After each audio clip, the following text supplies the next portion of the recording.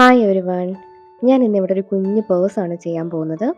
എൻ്റെ മോള് 2 ദിവസമായിട്ട് പറയുന്നുണ്ട് മോൾക്ക് സ്കൂളിൽ കൊണ്ടുപോകാനായിട്ട് ഈ കോയിൻസ് മറ്റുമൊക്കെ ഇട്ട് വെക്കാനായിട്ടൊരു കുഞ്ഞ് പേഴ്സ് ചെയ്യണമെന്ന്.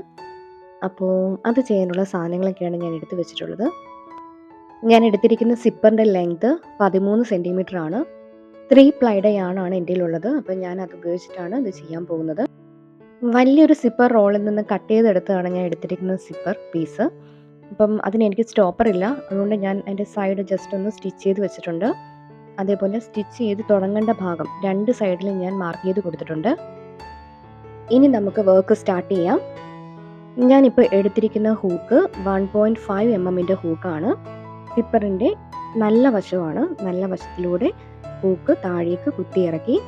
ഇനി യാൺ ഇതേപോലെ മറുവശത്ത് പിടിച്ചിട്ട് ഹൂക്കിൽ യാൺ ഇതേപോലെ ചുറ്റി ഹൂക്ക് കുത്തിയിറക്കി അതേ സ്പേസിലൂടെ തന്നെ ഞാൻ മുകളിലേക്ക് വലിച്ചെടുത്തു.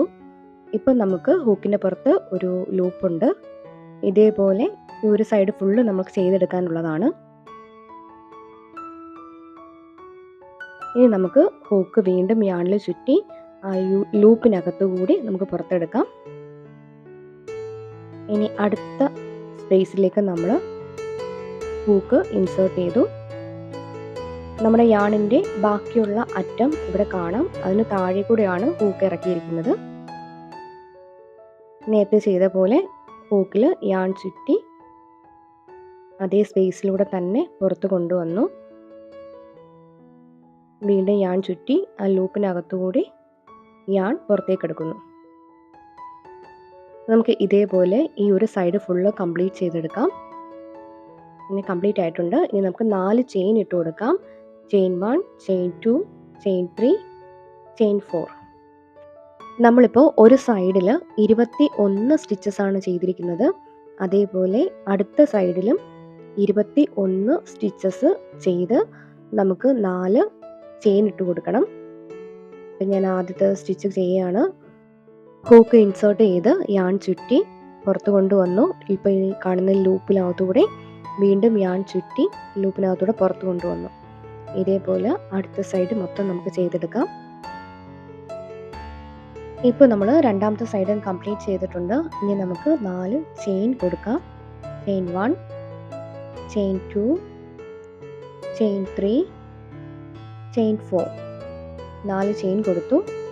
ഇനി നമുക്ക് സ്ലിപ്പ് സ്റ്റിച്ച് ഇട്ട് ക്ലോസ് ചെയ്യാം. അതിനായിട്ട് ഹൂക്ക് യാണിനകത്തൂടെ ഇങ്ങനെ ഇൻസേർട്ട് ചെയ്ത് യാണിൽ ചുറ്റി ഇപ്പോൾ ഹൂക്കിൽ 2 ലൂപ്പുണ്ട്. ഈ 2 ലൂപ്പിനകത്തൂടെയും യാൺ നമുക്ക് പുറത്തേക്ക് എടുക്കാം. ഇപ്പം നമ്മുടെ ഫസ്റ്റ് റൗണ്ട് കംപ്ലീറ്റ് ആയിട്ടുണ്ട്. ബിഗിനേഴ്സിന് സിംഗിൾ ക്രോഷയോ ഡബിൾ ക്രോഷയോ ഒക്കെ യൂസ് ചെയ്തിട്ട് ബാക്കിയുള്ള ഭാഗം കംപ്ലീറ്റ് ചെയ്യാവുന്നതേ ഉള്ളൂ.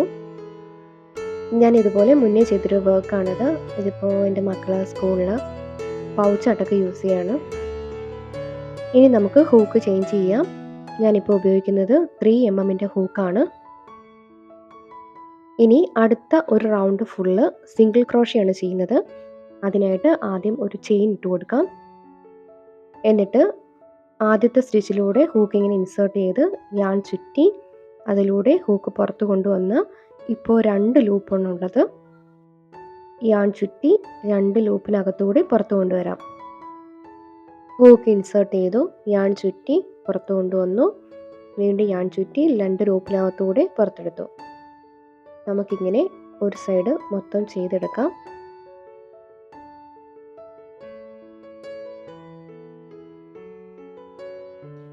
ഇപ്പോൾ നമ്മൾ നേരത്തെ 4 ചെയിൻ ഇട്ട് കൊടുത്ത ഭാഗത്താണ് നമ്മൾ സിംഗിൾ ക്രോഷേ ചെയ്യുന്നത്.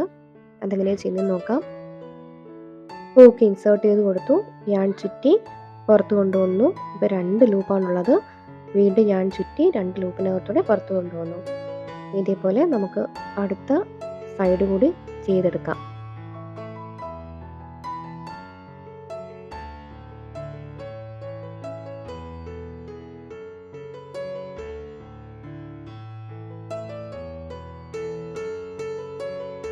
ഇപ്പം നമ്മൾ 4 സൈഡും സിംഗിൾ ക്രോഷേ ചെയ്ത് കഴിഞ്ഞു. ഇനി നമുക്ക് സ്ലിപ്പ് സ്റ്റിച്ചിട്ട് ക്ലോസ് ചെയ്യാം. അടുത്ത round half double crochet 3 together എന്ന പാറ്റേൺ ആണ് ചെയ്യുന്നത്. അതിനായിട്ട് ആദ്യം നമുക്കൊരു ചെയിൻ ഇട്ട് കൊടുക്കാം. ഇനി യാൺ ഇതേപോലെ ഹൂക്കിൽ ചുറ്റി ആദ്യത്തെ സ്റ്റിച്ചിൽ ഹൂക്ക് ഇതേപോലെ നമ്മൾ ഇൻസേർട്ട് ചെയ്ത് കൊടുക്കുകയാണ്. ഹൂക്ക് ഇൻസേർട്ട് ചെയ്തു.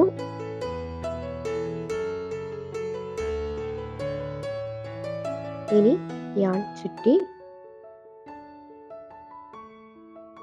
അതേ സ്റ്റിച്ചിലൂടെ പുറത്ത് കൊണ്ടുവന്നു. ഇപ്പോൾ നമുക്ക് 3 ലൂപ്പാണുള്ളത്. വീണ്ടും യാൺ ചുറ്റിയെടുക്കുന്നുണ്ട്. ഞാൻ ഹൂക്കിൽ ചുറ്റിയെടുത്തു. അടുത്ത സ്റ്റിച്ചിനകത്തൂടെ ഇൻസേർട്ട് ചെയ്തു, പുറത്ത് വന്നു. വീണ്ടും യാൺ ചുറ്റി അതിലൂടെ പുറത്ത് വന്നു. ഇപ്പം നമുക്കിവിടെ 5 ലൂപ്പാണുള്ളത്.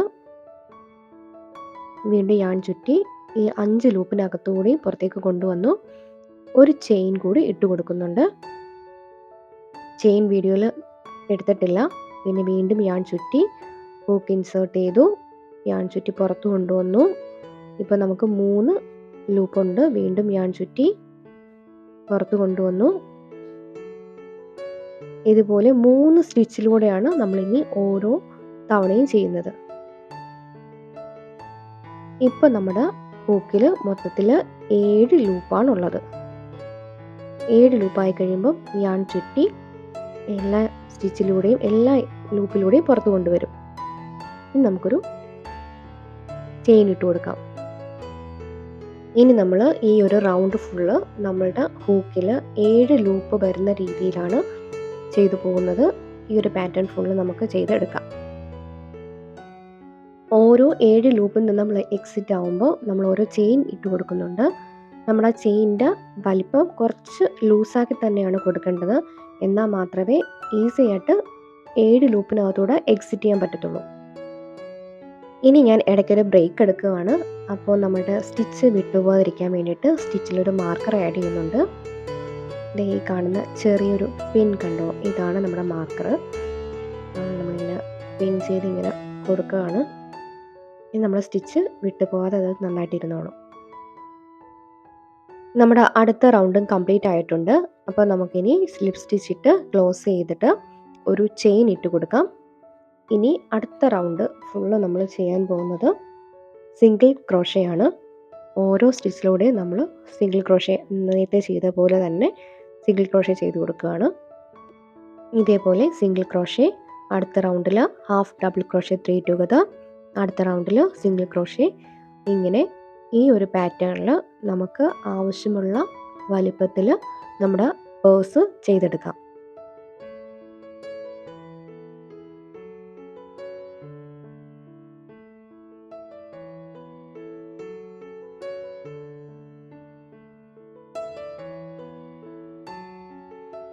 ഞാനിപ്പോൾ 4 റൗണ്ട് HDC 3 ടുഗദർ എന്ന പാറ്റേൺ ചെയ്ത് കഴിഞ്ഞു. നമ്മുടെ സ്റ്റിച്ച് ദേ ഇപ്പോൾ ഇവിടെ നിൽക്കുകയാണ്. സ്റ്റിച്ച് എനിക്കിതിവിടെ എത്തിക്കണം. ഇതിനായിട്ട് ഞാനിവിടെ സ്ലിപ്പ് സ്റ്റിച്ച് ഇട്ട് കൊടുക്കും. ഇതിനിപ്പോൾ ഞാൻ ആദ്യം എൻ്റെ പൗച്ചൊന്ന് തിരിച്ചിടുകയാണ്. തിരിച്ചിട്ടിട്ട് സ്ലിപ്പ് സ്റ്റിച്ച് ഇട്ട് കൊടുത്തിട്ട് ഹൂക്കിനെ നമ്മൾ ഈ ഒരു അറ്റത്ത് എത്തിച്ചു കൊടുക്കണം. എത്തിച്ചു കൊടുത്തിട്ട് അവിടുന്ന് 2 സൈഡും കൂടെ ചേർത്ത് നമുക്ക് ജോയിൻറ്റ് ചെയ്ത് സ്റ്റിച്ച് ചെയ്ത് കൊടുക്കാം.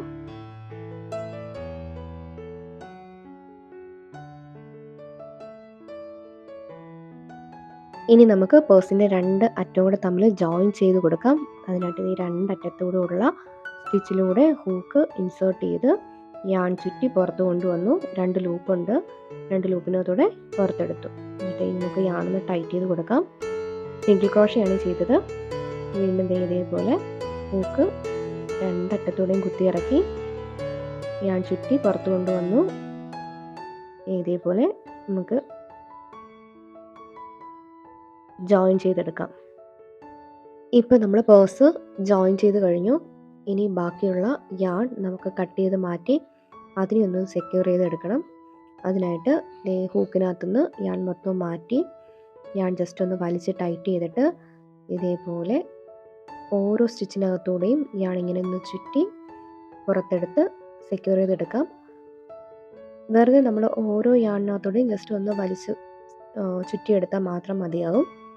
ഇനി പൗച്ചിലേക്ക് ഞാനൊരു ലൈനിങ് അറ്റാച്ച് ചെയ്ത് കൊടുക്കുന്നത് ലൈനിങ് മെറ്റീരിയൽ അല്ല, നമ്മുടെ സാധാരണ കോട്ടൺ മെറ്റീരിയലാണ്.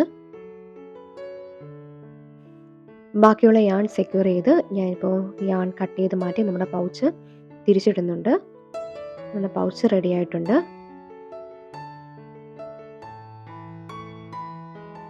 ലൈനിങ്ങിന് ആവശ്യമായ മെറ്റീരിയൽ ആ ഒരു അളവിൽ ഞാൻ കട്ട് ചെയ്തെടുത്തിട്ടുണ്ട്. മടക്കി അടിക്കേണ്ട ഭാഗത്ത് ഞാൻ മടക്കി അടിച്ചു. എന്നിട്ട് ഇതേപോലെ വെച്ചു.